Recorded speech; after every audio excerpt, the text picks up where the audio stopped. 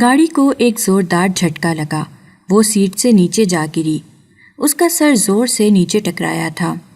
اسے شدید تکلیف کا احساس ہو رہا تھا۔ وہ اپنی آنکھیں کھولنے کی کوشش کر رہی تھی، لیکن سر میں ہونے والے درد کی وجہ سے وہ اپنی آنکھیں نہیں کھول پا رہی تھی۔ اس کے کراہنے کی آواز سن کر وہاب بٹ نے پیچھے کی طرف دیکھا، جہاں وہ چھوٹی سی لڑکی درد کے مارے چیخ رہی تھی۔ اپنی بدصورت آواز میں چلانا بند کرو، تمہاری آواز میرے سر پر ہتھوڑے کی طرح بج رہی ہے۔ ایک مردانہ آواز جسے اس نے پہلے کبھی بھی نہیں سنا تھا۔ وہ سننے کے بعد اس نے اٹھنے کی کوشش کی، لیکن بندھے ہوئے پاؤں اور ہاتھوں کی وجہ سے اٹھنا بھی مشکل ہو گیا تھا۔ اس نے پوچھا کہ میں کہاں پر ہوں اور تم کون ہو؟ تم مجھے کہاں لے کر جا رہے ہو؟ میں تمہیں کوئی بھی جواب دینے کا پابند نہیں ہوں۔ تھوڑی ہی دیر بعد تمہیں پتہ چل جائے گا کہ تم کہاں پر جا رہی ہو، بلکہ تھوڑی ہی دیر بعد تمہیں تمہاری اوقات کے بارے میں بھی اچھی طرح سے علم ہو جائے گا۔ مجھے چھوڑ دو، ورنہ تمہارے ساتھ بہت ہی برا سلوک کیا جائے گا۔ ابھی تم میرے باپ کو نہیں جانتے۔ اس سے پہلے کہ وہ مزید کچھ کہتی، وہاب بٹ اس کی بات سن کر ہنسنے لگا اور کہنے لگا، تمہارے باپ کو میں بہت اچھی طرح سے جانتا ہوں، اور تمہارے باپ کی وجہ سے ہی تو تمہیں میں اپنے ساتھ لے کر جا رہا ہوں۔ اب کی بار اسے اندازہ ہو گیا تھا کہ وہ اس وقت جس کی گاڑی میں بیٹھی ہوئی ہے، وہ شخص کوئی اور نہیں بلکہ اس کے باپ کے دشمنوں میں سے ہی ایک دشمن ہے۔ وہ جانتی تھی اس کے باپ کے دشمن بہت خطرناک ہیں، اسی وجہ سے ہی ان لوگوں کو ہمیشہ ہی احتیاط کرنے کی ہدایت کی جاتی تھی۔ یہی وجہ تھی کہ وہ کبھی بھی یونیورسٹی نہیں جا پائی تھی، کیونکہ اس کے باپ کو ڈر لگتا تھا کہ اگر اس نے گھر سے باہر قدم نکالا تو دشمن اس چیز کا ناجائز فائدہ اٹھائیں گے۔ وہ اپنی اولاد کو کسی بھی طرح کی تکلیف پہنچنے نہیں دینا چاہتے تھے۔ انہوں نے اپنے بیٹے کو بھی اسی وجہ سے ملک سے باہر بھجوا دیا تھا۔ چند لوگوں کے علاوہ کسی کو بھی پتہ نہیں تھا کہ وہ اس وقت کون سے ملک میں پڑھائی کر رہا ہے۔ آج اس کی شادی کا دن تھا اور وہ تیار ہونے کے لیے پارلر گئی تھی۔ اس کے لیے بھی اس نے بہت ضد کی تھی۔ اس کا باپ اسے بھیجنے کے لیے راضی نہیں ہو رہا تھا، مگر اس نے اپنی اماں سے بات کی اور پھر اپنے بڑے بھائی کو بھی کہا تو نہ چاہتے ہوئے بھی انہوں نے اسے باہر جانے کی اجازت دے دی۔ چاندنی نے انہیں ایموشنل بلیک میل کیا تھا اور انہیں کہا تھا کہ میں بچپن سے ہی آپ کی بات مانتی آ رہی ہوں، آپ کی وجہ سے میں نے کبھی یونیورسٹی جانے کی ضد نہیں کی اور نہ ہی کبھی گھر سے باہر نکلنے کے لیے آپ سے لڑی۔ آج میری زندگی کا سب سے اہم دن ہے اور میں اس اہم دن اپنی مرضی کے پارلر سے تیار ہونا چاہتی ہوں۔ کم از کم مجھے اس بات کے لیے تو اجازت مل ہی سکتی ہے۔ ٹھیک ہے، میں تمہیں اجازت دے دیتا ہوں، لیکن تم اپنے ساتھ کچھ گارڈز کو بھی لے کر جاؤ گی۔ چاندنی نے جب اپنے بابا کی بات سنی تو انہیں کہہ دیا ٹھیک ہے، لیکن پھر جب وہ باہر نکلنے لگی تو اس نے اپنے گارڈز کو سختی سے منع کر دیا کہ اگر انہوں نے اس کے پیچھے جانے کی کوشش کی تو وہ ان کے بارے میں کوئی ایسی بات اپنے باپ کو بتا دے گی جس کے بعد انہیں نوکری سے نکال دیا جائے گا۔ یہ گارڈز کچھ دن پہلے ہی اس کے گھر میں آئے تھے۔ چاندنی اچھی طرح سے جانتی تھی کہ وہ ڈر جائیں گے، مگر ایسا کچھ بھی نہیں ہوا۔ ان گارڈز نے جا کر اس کے باپ کو ساری بات بالکل اسی طرح سے ہی بتائی جس طرح سے چاندنی نے انہیں کہی تھی۔ اس وقت بھی چاندنی کی اچھی خاصی عزت افزائی ہوئی، لیکن چونکہ اس کی شادی کے دن قریب تھے، اسی وجہ سے اس کی ماں نے اسے بچا لیا اور پھر اسے سختی سے ڈانٹتے ہوئے کہا کہ دوبارہ کبھی بھی اس طرح کی غلطی کرنے کی کوشش مت کرنا۔ اس حویلی میں جو بھی شخص ہے وہ تمہارے باپ کے حکم کا پابند ہے۔ مت بھولو کہ تمہارا باپ ہر ایک چیز پر نظر رکھتا ہے اور اس نے ہر جگہ ہی جاسوس رکھے ہوئے ہیں۔ اس عزت افزائی کے بعد چاندنی بہت زیادہ محتاط ہو گئی تھی، لیکن جب اس کی شادی کا دن آیا تب اسے تھوڑی سی خواہش محسوس ہو رہی تھی کہ چلو اب اسے اس قید سے آزادی مل جائے گی۔ وہ دل ہی دل میں دعا کر رہی تھی کہ اس کا شوہر اس کی سوچ سے بھی زیادہ اچھا ہو، وہ اس کی قدر کرتا ہو، اس کی عزت کرتا ہو۔ دراصل چاندنی کو ہمیشہ سے ہی ایسے لوگ اپنی طرف اٹریکٹ کرتے تھے جو عورتوں کی عزت کرتے تھے۔ بچپن سے ہی وہ دیکھتی آ رہی تھی کہ اس کے باپ کا رویہ اس کی ماں کے ساتھ بہت ہی برا ہوتا تھا۔ اس کے باپ نے کبھی بھی اس کی ماں سے سیدھے منہ بات نہیں کی تھی۔ وہ جب بھی اپنی بیوی کو پکارتا تھا تو بہت ہی برے لہجے میں پکارتا تھا۔ یہ دیکھ کر چاندنی بہت زیادہ ڈر جاتی تھی۔ اس کے باپ نے اس کی بڑی بہن کی شادی بھی ایک ایسے لڑکے کے ساتھ کی تھی جو کہ شرابی تھا۔ وہ بھی اپنی بیوی کے ساتھ ویسا ہی سلوک کرتا تھا جیسے اس کا باپ اس کی ماں کے ساتھ کرتا تھا۔ اسے اپنے منگیتر سے ملنے کا بہت شوق تھا اور ابھی اس کی شادی میں تقریباً 3 دن باقی تھے۔ اس نے اپنی بڑی بہن سے کہا کہ وہ ایک بار اپنے منگیتر سے بات کرنا چاہتی ہے۔ سارا اس کی بات سن کر پریشان ہو گئی اور اسے کہنے لگی، تم ہوش میں تو ہو؟ تمہیں پتہ بھی ہے کہ اگر ابا جان کو اس بارے میں پتہ چلا تو بہت بڑا مسئلہ کھڑا ہو جائے گا۔ اس نے نفی میں سر ہلایا اور اسے کہا کہ ابا کو کوئی اس بارے میں نہیں بتا رہا، لیکن اگر تمہارے منگیتر نے ابا جان کو بتا دیا تو تمہیں اندازہ بھی ہے کہ وہ تمہارے ساتھ کتنا برا سلوک کریں گے۔ ارے باجی، میں یہی پتہ لگانے کے لیے تو اس سے بات کرنا چاہتی ہوں۔ میں دیکھنا چاہتی ہوں کہ وہ کس طرح کا انسان ہے، کیا وہ بھی ابا کی طرح ہی ہے اور آپ کے شوہر کی طرح ہی ظالم ہے، یا پھر وہ ایک اچھا انسان ہے؟ سارا کے چہرے پر زخمی مسکراہٹ پھیل گئی۔ سارا نے اسے کہا کہ فرض کرو تمہیں پتہ چل بھی جاتا ہے کہ وہ بالکل بھی اچھا انسان نہیں ہے، تو تم کیا کرو گی؟ کیا تم اس سے یہ شادی توڑ دو گی؟ نہیں، بالکل بھی نہیں، تم ایسا کچھ بھی نہیں کر سکتی، تمہارے ہاتھ میں کچھ بھی نہیں ہے۔ اگر مجھے پتہ چل جاتا ہے کہ وہ برا انسان ہے تو میں اپنے ابا جان سے بات کروں گی اور انہیں منانے کی کوشش کروں گی۔ اب کہ سارا زور زور سے ہنسنے لگی، جیسے اس کی اس بات کا مذاق بنا رہی ہو۔ پھر اس نے چاندنی کو بازوؤں سے پکڑا اور اسے جھنجھوڑتے ہوئے کہنے لگی، ہوش کی دنیا میں آ جاؤ، اس حویلی میں ایسا کچھ بھی نہیں ہوتا۔ اس حویلی میں لڑکیوں کی باتیں نہیں سنی جاتی، بلکہ لڑکیوں کے اوپر صرف اور صرف اپنی مرضیوں کو مسلط کیا جاتا ہے۔ اسی لیے مسلط کیا جاتا ہے کیونکہ لڑکیاں خاموشی سے سر جھکانے کے لیے تیار ہو جاتی ہیں۔ اگر آپ بہادری کا مظاہرہ کرتیں اور اس وقت اس انسان سے شادی سے انکار کر دیتیں تو شاید آج آپ کی زندگی بہت ہی مختلف ہوتی۔ بس کر جاؤ، خدا کے لیے بس کر جاؤ، بار بار اس وقت کو یاد نہ کرو، مجھے بہت تکلیف ہوتی ہے، سارا نے اونچی آواز میں چلاتے ہوئے کہا۔ چاندنی جذباتی ہو گئی اور کہنے لگی، نہیں کروں گی، بس میں بولتی رہوں گی، اس وقت تک بولتی رہوں گی جب تک آپ کے اندر ہمت نہیں پیدا ہو جاتی۔ تم میرے ماضی کے بارے میں کچھ بھی نہیں جانتی، بلکہ کوئی بھی میرے ماضی کے بارے میں کچھ نہیں جانتا۔ اس دن جو بات ہوئی تھی وہ میرے اور ابا جان کے درمیان ہوئی تھی۔ تمہیں کیا لگتا ہے کہ کیا میں نے اس رشتے سے انکار نہیں کیا تھا؟ کیا میں نے اپنے حق کے لیے آواز نہیں اٹھائی تھی؟ میں نے منع بھی کیا تھا اور آواز بھی اٹھائی تھی۔ اس دن میں ابا جان کو منع کرنے کے لیے ہی گئی تھی، لیکن پھر یہ کہہ کر وہ پھوٹ پھوٹ کر رونے لگی۔ چاندنی بہت زیادہ پریشان ہو گئی۔ وہ تیزی سے باجی کے پاس گئی اور ان سے معافی مانگتے ہوئے کہنے لگی، باجی، اگر آپ کو میری بات سن کر تکلیف پہنچی ہے تو مجھے معاف کر دیں۔ میرا مقصد آپ کو تکلیف پہنچانا نہیں تھا، بلکہ میں تو صرف یہ چاہ رہی تھی کہ آپ اس جہنم سے باہر نکل جائیں۔ میں اس جہنم سے باہر نہیں نکل سکتی چاندنی، کیونکہ اس جہنم میں داخل کرنے والا شخص کوئی اور نہیں بلکہ میرا باپ ہی ہے۔ صرف میرا باپ ہے جو مجھے اس سب سے باہر نکال سکتا ہے، لیکن میرے باپ کی آنکھوں پر دولت کی پٹی بندھی ہوئی ہے۔ وہ صرف اور صرف مجھے اس وجہ سے اپنے شوہر کے ساتھ رہنے پر مجبور کرتے ہیں کیونکہ میرے شوہر نے ان کے ساتھ پارٹنرشپ کی ہوئی ہے۔ بابا کو ڈر لگتا ہے کہ اگر یہ پارٹنرشپ ختم ہو گئی تو ان کی بہت بڑی رقم ضائع ہو جائے گی۔ انہیں اپنی بیٹیوں سے محبت نہیں ہے، انہیں صرف اور صرف دولت سے محبت ہے۔ میں اس دن ابا جان کو منع کرنے کے لیے گئی تھی، لیکن ابا جان نے مجھے کہا تھا کہ اگر میں نے ان کی پسند سے شادی نہ کی تو وہ میری ارسلان سے شادی کروا دیں گے۔ چاندنی کا منہ حیرت سے کھلا کا کھلا رہ گیا، کیونکہ ارسلان ایک نوکر کا بیٹا تھا۔ یہ کیسے ہو سکتا ہے؟ ابا جان آپ کے ساتھ ایسا کیسے کر سکتے ہیں؟ ایسا ہو چکا ہے چاندنی، میں نہیں چاہتی کہ تمہارا نصیب بھی میری طرح کا ہی ہو، مگر میں تمہارے لیے دعا کے علاوہ اور کچھ بھی نہیں کر سکتی۔ یہ کہہ کر وہ خاموش ہو گئی اور کمرے سے باہر نکل گئی، جبکہ چاندنی کے ذہن میں کچھ سال پہلے کا واقعہ گھوم گیا جب یوں اچانک ہی اس کی بہن کے لیے رشتہ آ گیا تھا۔ اس کے ابا بہت پرجوش تھے، لیکن اس کی بہن راضی نہیں تھی کیونکہ وہ ایک بار لڑکے سے مل چکی تھی اور اس لڑکے نے اس کی بہن کے ساتھ زبردستی کرنے کی کوشش کی تھی، لیکن سارا کی قسمت اچھی تھی جو وہ بچ گئی تھی۔ سارا بہت زیادہ خوفزدہ ہو گئی تھی۔ اس نے چاندنی کو آ کر یہ بات کہی تو چاندنی نے اسے ابا کے پاس بھیجا تھا اور کہا تھا کہ ابا کو جا کر انکار کر دو۔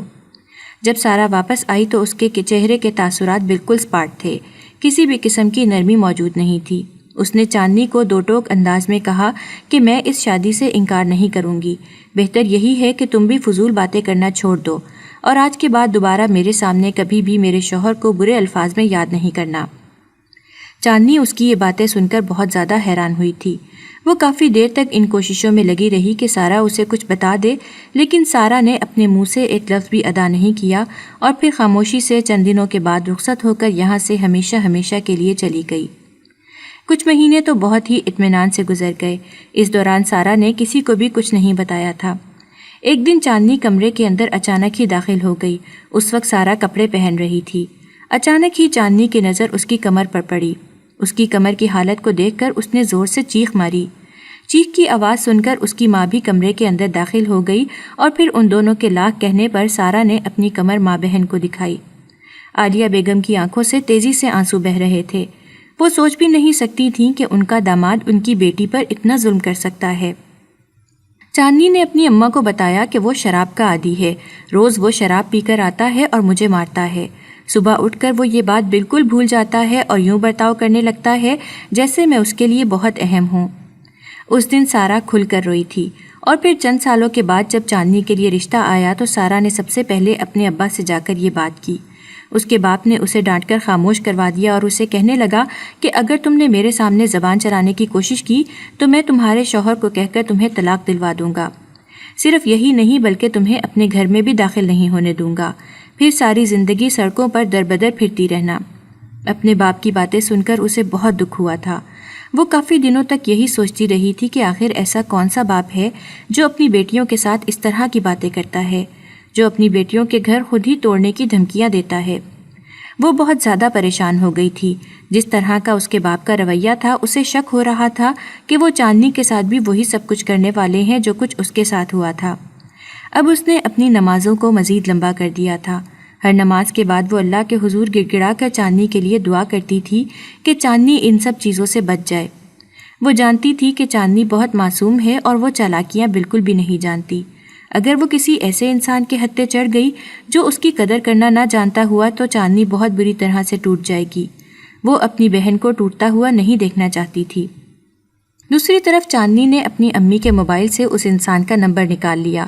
اس انسان کا نام تو وہ جانتی ہی تھی، اس کا نام سکندر شاہ تھا۔ چاندنی کو اپنی ماں سے ہی اس کے بارے میں پتہ چلا تھا کہ وہ بہت ہی لائق اور قابل انسان تھا۔ چاندنی کو یہ بھی ابھی پتہ چلا تھا کہ اس نے اپنی زندگی کے 7 سال ملک سے باہر گزارے تھے۔ یہ سوچ کر چاندنی کے ذہن میں ہزاروں طرح کے وسوسے جنم لینے لگے تھے کہ نہ جانے اس کی وہاں پر کتنی لڑکیوں کے ساتھ دوستی رہی ہوگی اور نہ جانے کتنی لڑکیوں کے ساتھ اس نے وقت گزارا ہوگا۔ امیر زادوں کے بارے میں یہ بات تو وہ بھی اچھی طرح سے جانتی تھی کہ وہ حسن کے دیوانے ہوتے ہیں اور حسن کو حاصل کرنے کے لیے وہ کسی بھی حد سے گزر جاتے ہیں۔ بلا شبہ وہ صرف ایک لڑکی سے شادی کرتے ہیں، لیکن اپنی بیوی کو کبھی بھی وہ لوگ وہ محبت نہیں دے پاتے جس محبت پر ان کی بیوی کا حق ہوتا ہے۔ ہمیشہ ہی اپنی بیوی کے حصے کی محبت وہ دوسری عورتوں میں بانٹتے پھرتے ہیں۔ وہ صرف اس وقت اپنی بیوی کے قریب آتے ہیں جب ان کے پاس کوئی دوسرا آپشن نہیں ہوتا۔ اسے اس طرح کے لوگوں سے بہت ہی خوف محسوس ہوتا تھا۔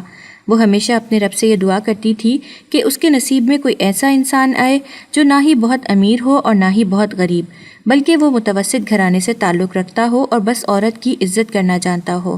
اسے عزت کے علاوہ اور کسی چیز کا لالچ نہیں تھا۔ جب اس نے اس انسان سے پہلی بار بات کی تو اسے بہت ہی اچھا محسوس ہوا تھا۔ وہ انسان اس کی سوچ سے بھی زیادہ اچھا تھا اور بہت ہی عزت کے ساتھ پیش آ رہا تھا۔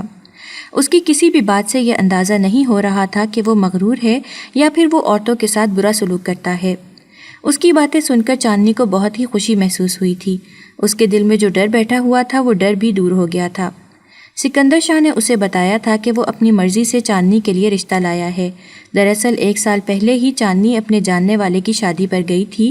وہاں پر ہی سکندر شاہ نے اسے دیکھا اور اسے پسند کر لیا تھا۔ سکندر شاہ کو یہ معصوم چھوٹی سی لڑکی بہت اچھی لگی تھی جو اس وقت کالے رنگ کے فراک میں ملبوس آسمان سے اتری ہوئی کوئی پری لگ رہی تھی۔ وہ وہاں پر موجود سب لڑکیوں میں نمایاں تھی۔ سکندر کو ہمیشہ سے ہی ایسی بیوی چاہیے تھی جو اس کے ساتھ قدم سے قدم ملا کر چل سکے اور جس کے ساتھ چلتے ہوئے سکندر شاہ کو ذرا بھی شرمندگی نہ ہو۔ سکندر شاہ حسن کو بہت اہمیت دیتا تھا اور حسن کی بہت قدر کرتا تھا۔ چاندنی سے بھی وہ اسی وجہ سے ہی شادی کر رہا تھا کیونکہ چاندنی حسن کی دولت سے مالا مال تھی، مگر چاندنی اس بات سے بالکل انجان تھی۔ وہ یہ سمجھ رہی تھی کہ وہ انسان اس کی اچھی سیرت کی وجہ سے اسے اپنا رہا ہے، کیونکہ وہ جب بھی کسی انسان میں کوئی چیز دیکھتی تھی تو وہ سیرت ہی تھی جو چاندنی کو اپنی طرف متوجہ کرتی تھی۔ شادی کے دن اس کے باپ نے اپنے وعدے کے مطابق اسے پارلر بھیج دیا، لیکن اچانک ہی اس کا موبائل بجا۔ اس نے نمبر دیکھا تو ایک انجان نمبر تھا۔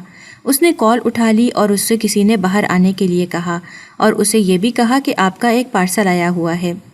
چاندنی ٹھہری صدا کی بیوقوف لڑکی، نہ اس نے کچھ سوچا نہ سمجھا اور تیزی سے پارلر کے دروازے سے باہر نکل گئی۔ ابھی اس نے صرف ایک قدم ہی باہر نکالا تھا کہ کسی نے اس کا ہاتھ کھینچ کر اسے پورا کا پورا باہر نکال دیا۔ جب اس کی نظر دائیں جانے پڑے بے ہوش گارڈ پر پڑی تو اس کی رہی سہی ہمت بھی ختم ہو گئی۔ اسے شدت سے کچھ غلط ہونے کا احساس ہوا۔ وہ سر اٹھا کر دیکھنا چاہتی تھی لیکن اس سے پہلے ہی کسی نے اس کی ناک پر رومال رکھ کر اسے بے ہوش کر دیا۔ اب جب اسے ہوش آیا تھا تو وہ گاڑی میں نیچے گری ہوئی تھی۔ وہاب بٹ بہت غصے سے اس لڑکی کی طرف دیکھ رہا تھا جو اس کے سب سے بڑے دشمن کی بیٹی تھی۔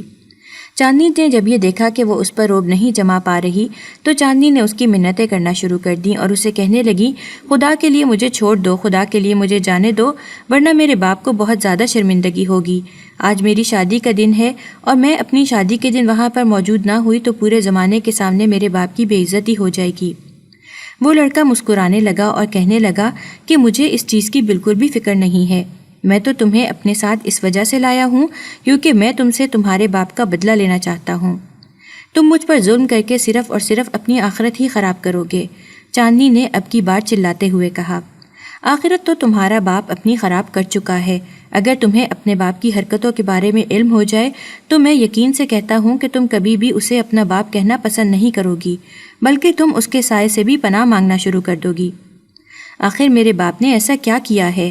اس کی بات سن کر وہاب بٹ کے چہرے پر ایک زخمی سی مسکراہٹ پھیل گئی۔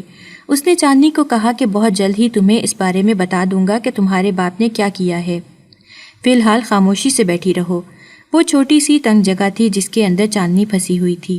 چاندنی نے وہاب بٹ کو کہا کہ اس وقت مجھے بہت تکلیف کا احساس ہو رہا ہے، کم از کم مجھے سیٹ کے اوپر تو بٹھا دو۔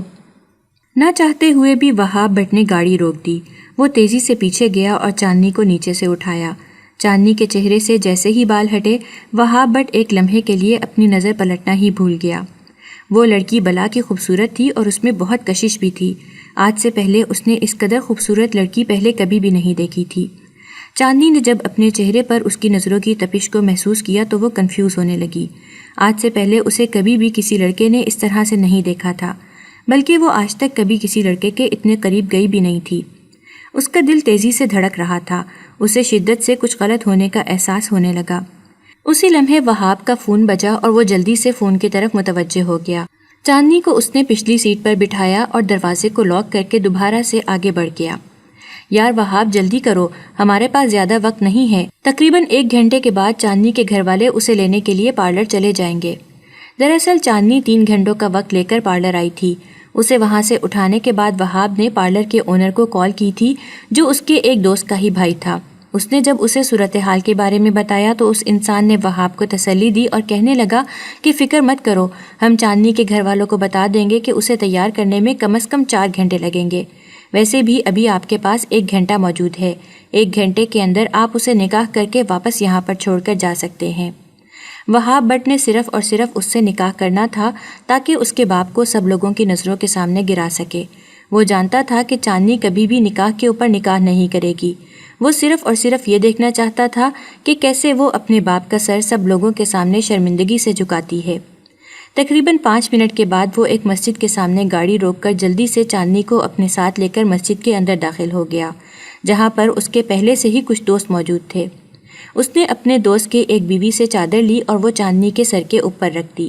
اس سے پہلے کہ چاندنی نکاح کرنے سے انکار کرتی، وہاب اس کے کانوں میں غرایا کہ اگر تم نے اس نکاح سے انکار کرنے کی کوشش کی تو یاد رکھنا کہ تمہارے باپ کو ہمیشہ ہمیشہ کے لیے ختم کر دوں گا۔ تم بہت اچھے طریقے سے جانتی ہو کہ میرے لیے کچھ بھی ناممکن نہیں ہے۔ اگر تم یہ چاہتی ہو کہ تمہارا باپ اس دنیا سے چلا جائے تو تم اس نکاح سے انکار کر دو۔ چاندنی اسے کہنے لگی کہ میں تمہاری اس طرح کی دھمکیوں سے نہیں ڈرتی، کیونکہ مجھے پتا ہے تم میرے باپ کا کچھ بھی نہیں بگاڑ سکتے۔ اگر واقعی تم میرے باپ کو کوئی نقصان پہنچا سکتے تو تم صرف انہیں ہی نقصان پہنچاتے۔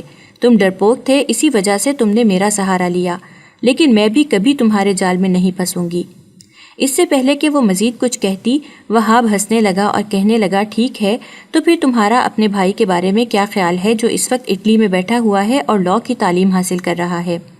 اب کی بار چاندنی کو لگا کہ کسی نے اس کا دل اپنے ہاتھوں میں پکڑ کر اسے زور زور سے مسلا ہو۔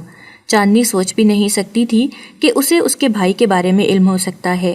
چاندنی چیخ اٹھی اور اسے کہنے لگی خبردار، جو تم نے میرے بھائی کو کوئی بھی تکلیف پہنچائی، میرے بھائی کو کوئی بھی تکلیف پہنچانے کی کوشش مت کرنا۔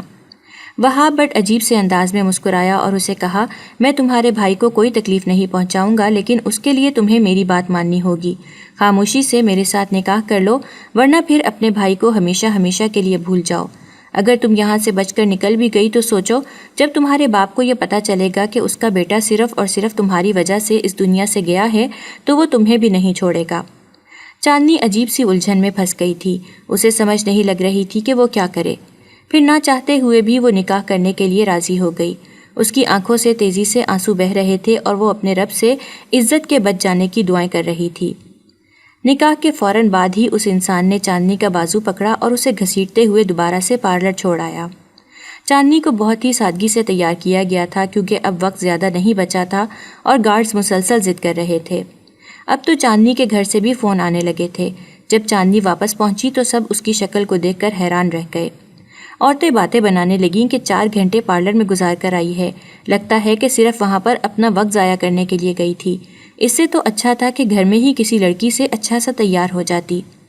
چاندنی ان کی باتیں نہیں سن رہی تھی۔ اس کے دماغ میں تو صرف اور صرف اس وقت وہ 3 لفظ گونج رہے تھے جو وہ پہلے ہی بول چکی تھی اور کسی اور کی زندگی میں شامل ہو چکی تھی۔ اسے سمجھ نہیں آ رہا تھا کہ وہ اس بارے میں کس کو بتائے یا کس سے مدد مانگے۔ وہ جانتی تھی کہ اگر اس نے سارا کو بتایا تو سارا بہت واویلا مچائے گی۔ سارا حد سے زیادہ جذباتی لڑکی تھی، اسے پریشانی میں سمجھ نہیں لگتی تھی کہ وہ کیا کر رہی ہے یا کیا بول رہی ہے، اور اپنی ماں کو بھی بتانے کا وہ رسک نہیں لے سکتی تھی کیونکہ اس کی ماں کی طبیعت ان دنوں بہت زیادہ خراب رہتی تھی۔ وہ نہیں چاہتی تھی کہ اس کی وجہ سے اس کی ماں کی طبیعت مزید خراب ہو جائے۔ تھوڑی ہی دیر بعد شور اٹھا کہ بارات آ گئی ہے، بارات آ گئی ہے۔ اس کی آنکھوں سے تیزی سے آنسو بہنے لگے۔ سارا نے اسے ڈانٹا اور کہنے لگی، پہلے ہی ہلکا سا میک اپ کر کے آئی ہو، اب کیا رو کر یہ میک اپ بھی اتار دو گی؟ جلدی سے خاموش ہو جاؤ، یہاں پر تم نے بہت اچھا وقت نہیں گزارا جو یہاں سے جانے پر اتنا زیادہ رونا ڈالا ہوا ہے۔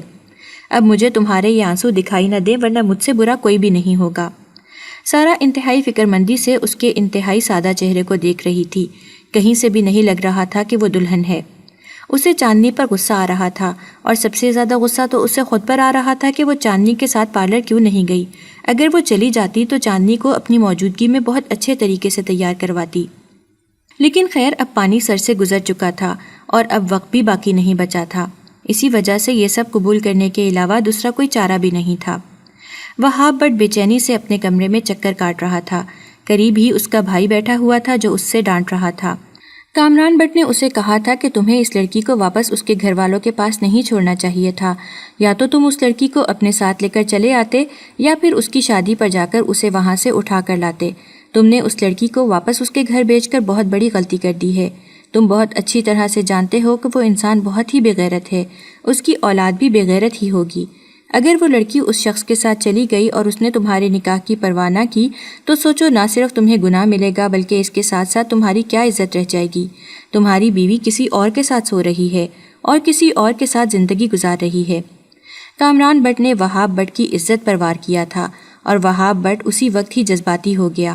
اس نے فیصلہ کیا تھا کہ اب وہ اس کی شادی پر جائے گا اور اس کا ہاتھ پکڑ کر وہاں سے لائے گا، چونکہ اس کے پاس نکاح نامہ بھی موجود تھا۔ اس وجہ سے اسے یقین تھا کہ کوئی بھی اسے نہیں روک پائے گا۔ یہ اچھا طریقہ تھا، بلکہ یہ بہترین تھا کہ وہ سب کے سامنے جا کر اس انسان کا منہ کالا کرتا۔ چاندنی کو سٹیج پر جا کر بٹھا دیا گیا۔ تھوڑی ہی دیر بعد ان کا نکاح شروع ہو جانا تھا۔ مولوی ابھی تک نہیں آیا تھا۔ سکندر شاہ بہت ہی شوق سے اپنی بیوی کے چہرے کو دیکھ رہا تھا۔ وہ سوچ بھی نہیں سکتا تھا کہ اس کی بیوی سادگی میں بھی اس قدر غضب ڈھائے گی۔ وہ تھوڑا سا چاندنی کی طرف جھکا اور اسے کہنے لگا، تم اس سادہ سے حلیے میں بھی بہت خوبصورت لگ رہی ہو، لیکن اگر تم دلہن کی طرح تیار ہو جاتی تو مجھے زیادہ اچھا لگتا۔ چلو کوئی بات نہیں، تمہیں اگر ایسے پسند ہے تو ایسے ہی صحیح۔ اس کی باتیں اور اس کا لہجہ سن کر چاندنی کی آنکھوں میں آنسو آ گئے۔ وہ بہت دھیمے لہجے میں بات کر رہا تھا اور چاندنی کو اس کی اہمیت کا احساس دلا رہا تھا۔ وہ چاندنی کو یہ بتا رہا تھا کہ چاندنی کی مرضی اس کے لیے بہت زیادہ اہمیت رکھتی ہے اور وہ ہمیشہ ہی چاندنی کو اس کی مرضی سے زندگی گزارنے کا حق دے گا۔ چاندنی بھی تو یہی خواہش کرتی تھی کہ اس کا شوہر اس کی قدر کرتا ہو۔ تھوڑی دیر تک وہاں پر خاموشی چھائی رہی اور سکندر شاہ دوبارہ سے اس کی طرف جھکا اور بولا، میں بہت زیادہ بے چین ہوں، تمہیں اپنی زندگی میں شامل کرنے کے لیے میں نے بہت کوششیں کی ہیں اور تم مجھے بڑی محنت کے بعد ہی حاصل ہوئی ہو، ورنہ تمہارے ابا جان تو تمہیں میرے حوالے کرنے کے لیے راضی ہی نہیں ہو رہے تھے۔ چاندنی خواہش کر رہی تھی کہ وہ خاموش ہو جائے، کیونکہ وہ جانتی تھی کہ اگر وہ اسی طرح کی ہی باتیں کرتا رہا تو چاندنی صبر کا دامن چھوڑ دے گی اور وہیں بیٹھ کر پھوٹ پھوٹ کر رونے لگے گی۔ اس کے گلے میں آنسوؤں کا گولا اٹکا ہوا تھا جس کی وجہ سے وہ کچھ بھی نہیں کہہ پا رہی تھی، نہ ہی وہ اس کی آنکھوں میں دیکھ پا رہی تھی۔ اچانک ہی سکندر شاہ بولا، شکر ہے مولوی آ گیا ہے۔ وہ بچوں کی طرح ایکسائٹڈ ہو رہا تھا۔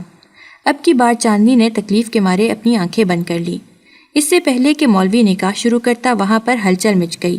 چند لوگ تیزی سے اس ہال کے اندر داخل ہوئے۔ چاندنی نے جب نظر اٹھا کر دیکھا تو ایک لمحے کے لیے نظر پلٹنا ہی بھول گئی۔ یہاں پر کوئی اور نہیں بلکہ وہاب بٹ تھا جس نے تھوڑی ہی دیر پہلے چاندنی سے نکاح کیا تھا۔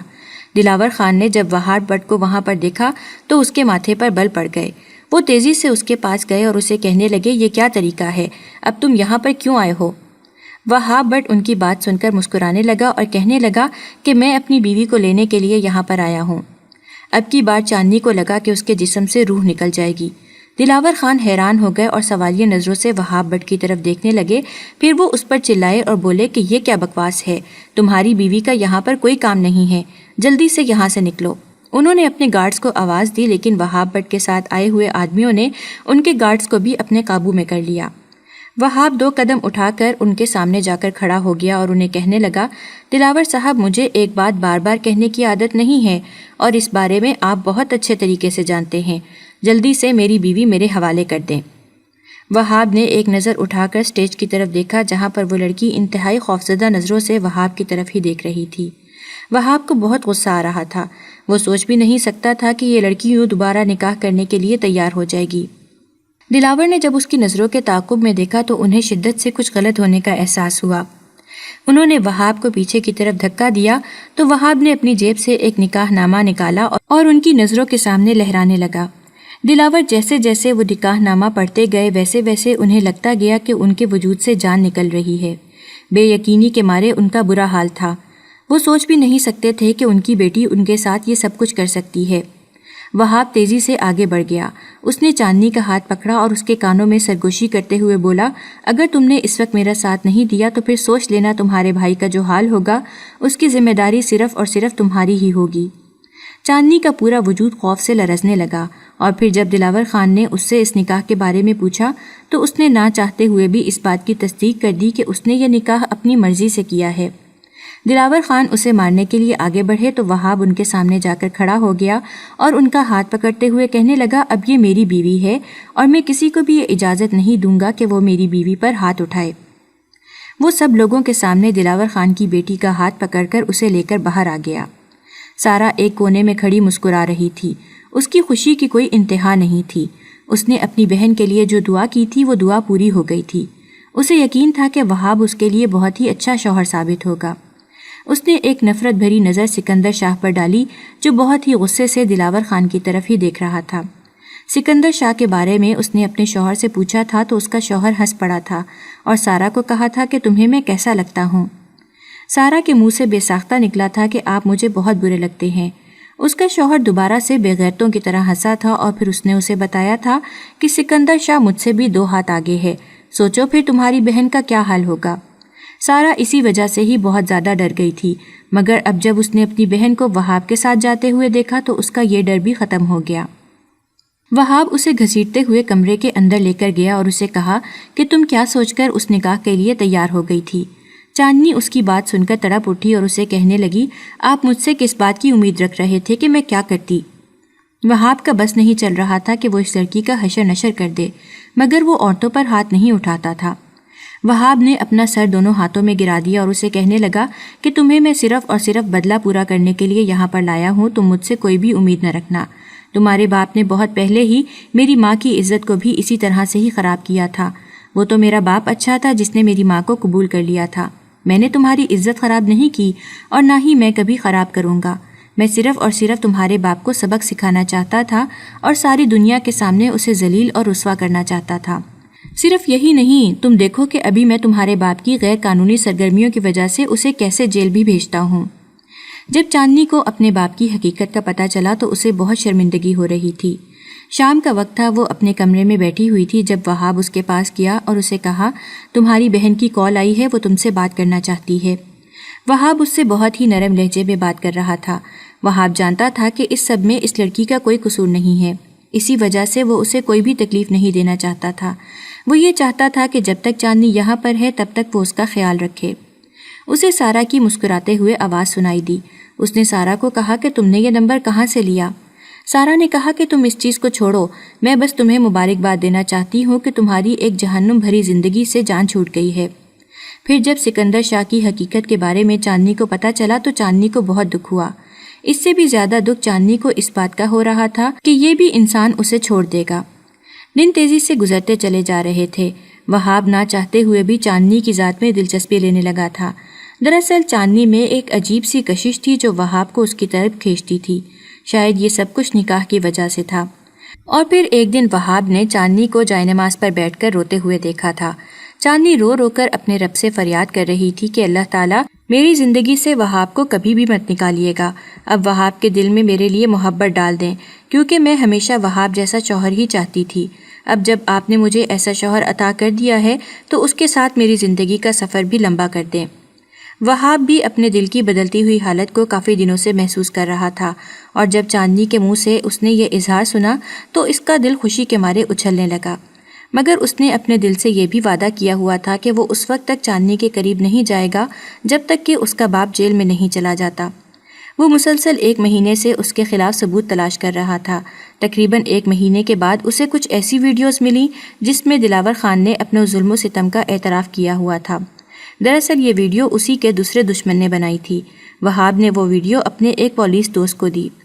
اس کا وہ پولیس دوست ایک بہت ہی بڑے خاندان سے تعلق رکھتا تھا اور اس کے خاندان کے افراد بڑی بڑی پوسٹوں پر فائز تھے، جس کی وجہ سے دلاور خان کو بھی جیل کی سلاخوں کی ہوا کھانی پڑی۔ دلاور کو لگ رہا تھا کہ وہ اپنے اثر و رسوخ کو استعمال کر کے بہت جلد باہر نکل آئے گا۔ چند ہی عرصے کے بعد اس پر یہ مقدمہ بھی ثابت ہو گیا کہ اس نے ایک انسان کی جان لی ہوئی تھی، جس کے بعد وہ ہمیشہ ہمیشہ کے لیے جیل چلا گیا۔ اس کے جانے کے بعد پیچھے حویلی کے حالات بہت اچھے ہو گئے تھے۔